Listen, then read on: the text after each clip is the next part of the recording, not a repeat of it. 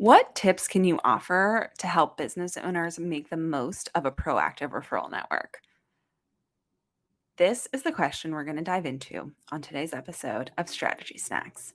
I'm Frenchie Ferenczi. I'm a business strategist and advisor and the host of Strategy Snacks. Isabel Sarley, who is a copywriter, email copywriter for heart centered entrepreneurs, submitted this question. And this is such an important one because there is a little bit of this kind of feeling in the space, quote unquote, that if you create a referral network, business is just going to come your way because everyone is going to talk about you.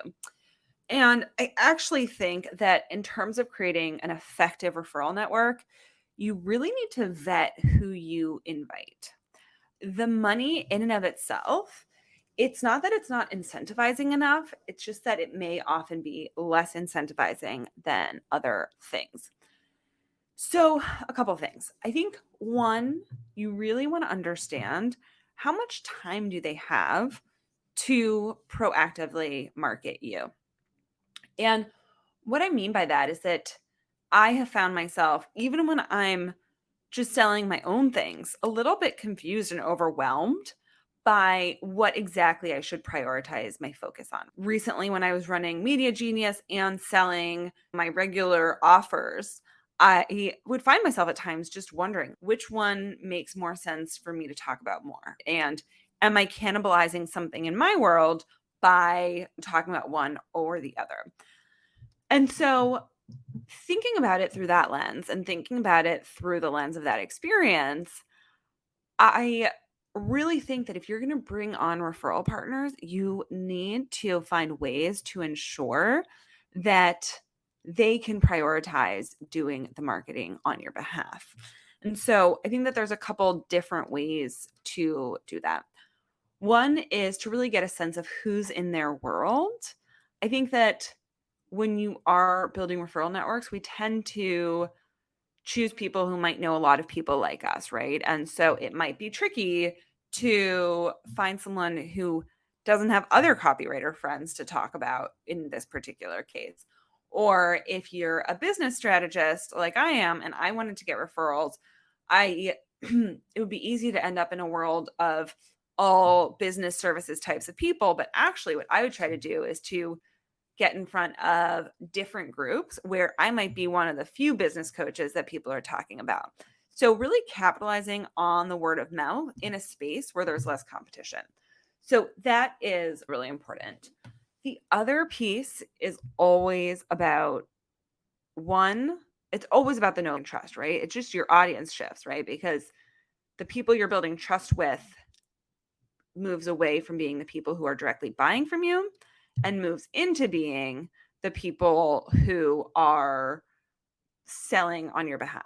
So, how do you build more trust with them? How do you make it as easy for them as possible to sell on your behalf?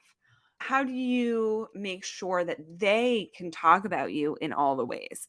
So, I think that there is a little bit of community building, and not that MLMs are necessarily like a model that we want to base ourselves on, but one of the things that we've seen is that it's the community aspect that really drives that referral behavior. So I think that's another important thing is like, how are you bringing them together? Right. And the reason it drives that behavior is because you build trust, you help people build a sense of identity. Then people feel pride when they refer people to you. So there's a lot of layers to what's happening in the referral world, but always default to what you know about sales because it really is just a different type of sale. It's a different type of nurturing because you're nurturing this group of people. So basically, all that to say, if I were going to summarize it, I think that there's the first part is the vetting process. Do they have the chops to sell? Do they have the right audience to sell to? Do they have the time to sell and to talk about your offers, right?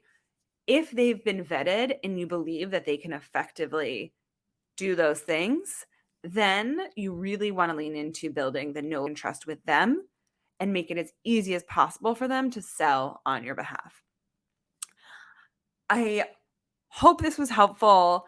I would love to hear who like which of us listeners actually use referral networks. I personally have not used referrals, or at least not any formal referral programs yet, but I do think that it can be really valuable. So I would absolutely love to hear any thoughts you have about that. Drop it in the comments, shoot me a DM.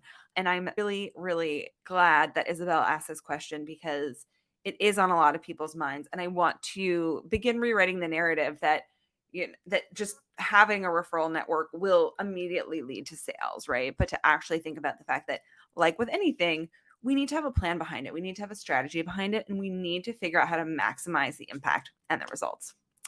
That's all for today. I'm Frenchie Ferenczi. It's great to have you here, and we'll be back soon. Bye, everyone.